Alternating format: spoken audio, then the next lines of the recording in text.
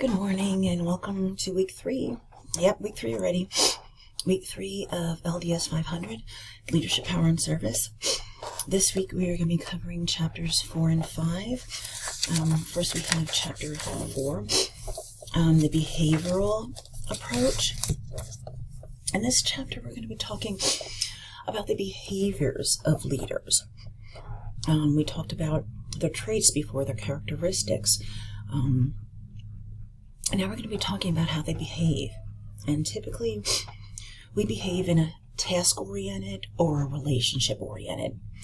So a task or a people-oriented style of leadership.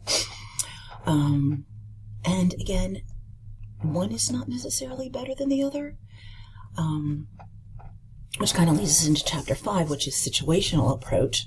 But let's get back to chapter 4.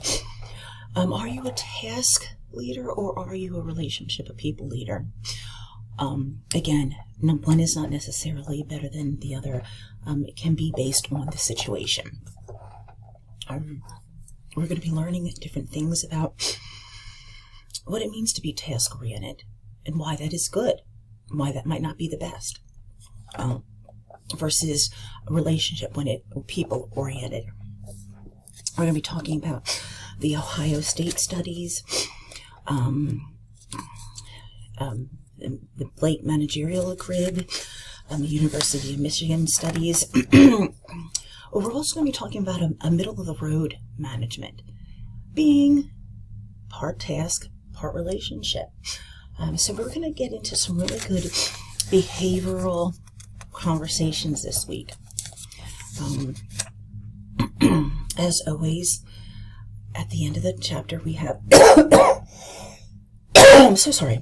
How the behavioral approach works, what are its strengths, and what are the criticisms. I love this about this book. It'll give you the strengths behind the theory, the criticisms, those who critique the theory, and then it also gives you the application, applying it in your life. I think I talked about this last week, where anything you are learning within the degree, yes, it's academic, yes, it's for your career, but how can you apply this into your personal life also? Maybe you're more task-oriented with your children when you want them to get their chores done, and maybe adding a bit more of a personal approach will get them to do their chores. I don't know, something like that. See how you can incorporate it into your daily lives, whether it be personal or professional. And that's chapter 4. We're also covering chapter 5 this week, which is, let me get there, it's a situational approach. Because leadership can be very situational, depending on the situation. So while we were talking about behaviors before, perhaps there's a situation when that task approach is going to be the most appropriate. Something needs to get done, and it needs to get done quickly, accurately. Maybe we need to be a little bit more task-oriented at that time.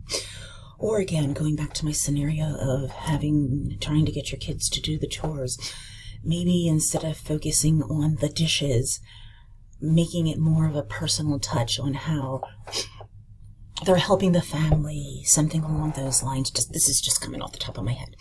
But we're going to be talking about the situational approach. We're going to be talking about directive. Even in the situational approach, we're using the term behaviors. Again, I apologize. Directive behaviors, supportive behaviors. I got such a tickle. So these chapters are really going to feed off of each other.